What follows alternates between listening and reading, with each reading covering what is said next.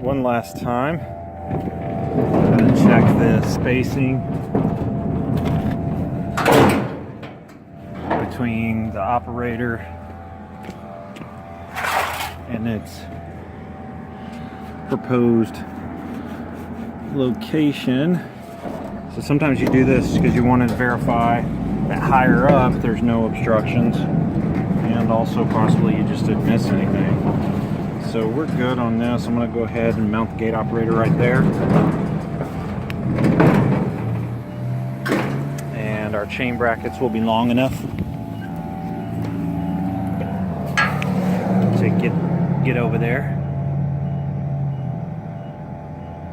We'll be in good shape. Might be able to even use the factory brackets. Cut the gate operator level. I was actually using a different spot on the board, or on the operator, to determine whether it was level or not.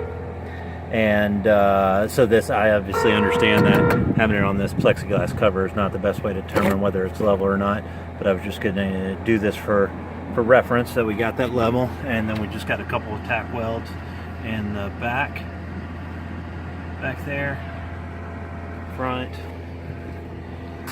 and then there's the second one in the back. So now what we'll do is we'll get the chain brackets, and I got pulled the factory ones out to see if those had enough length on them, and we will put our test chain up here.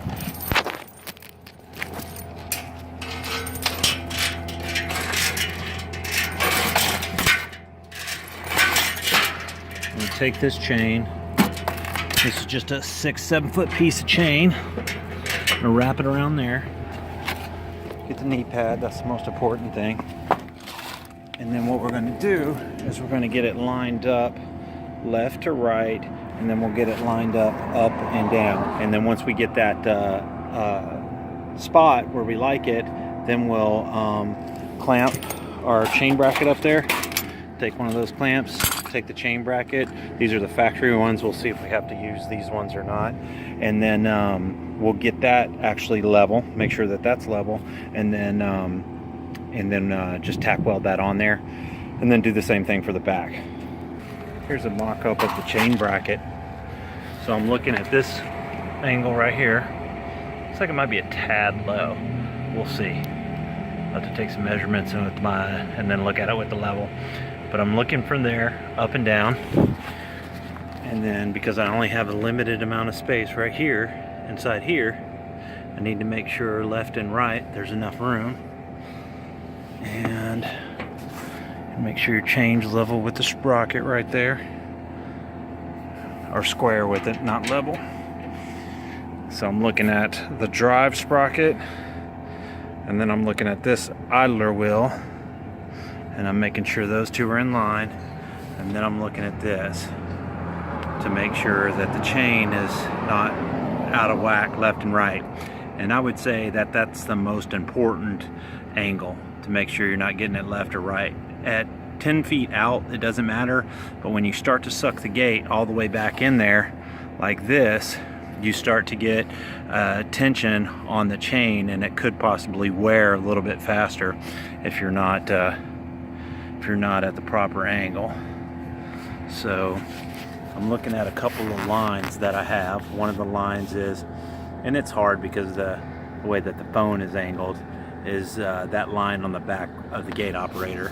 So it looks like I'll be good. Let's see. I might even have a little bit more room than I thought. I'll just use these factory brackets. Now, when you can and not when you could stop using the factory brackets is when this piece gets possibly maybe a 1/2 inch to 3/4 inch further this way, or actually from the edge. So if you start to get 1/2 inch or 3/4, all your strength right here is in this corner. It's not in this part right here. Now the other thing is, you can go farther out. You just need to weld a gusset off of here. Just get you a 45 from there to here, and that will give you a little bit of strength. But it looks like we're pretty good there. May even be able to tap this back in a little bit. that. I kind of like the chain bolt to be in the center, that way you've got room to left or right, just in case you missed it. Alright, I think we're good left to right there. And then now I'll just get this level left and right like that. Just tap it down. Light little tap. Alright, so we're good. We're nice and level there. And we're good left and right here. And what we got here. Alright, yeah, we're good there. Alright, now we'll tack weld it. Welded the front chain bracket, so now I've got the back one mocked up, and I'll tack weld it on there, and then we'll see how everything looks. Got the back bracket welded on there, ready to go. I am going to weld a gusset on there, so it gives it a little bit more support. Take one of these square tabs right here, they're 1/4 inch. I think they're stained, galvanized, and then I'll just weld that right there. But I wanted to clean this up first so I could go ahead and paint behind it.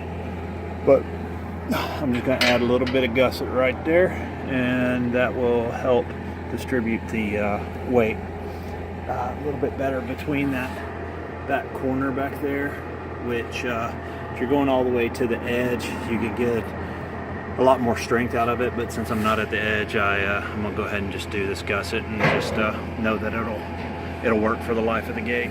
There's what the gusset looks like. It's in the shadow, sorry, but that's the best I could do.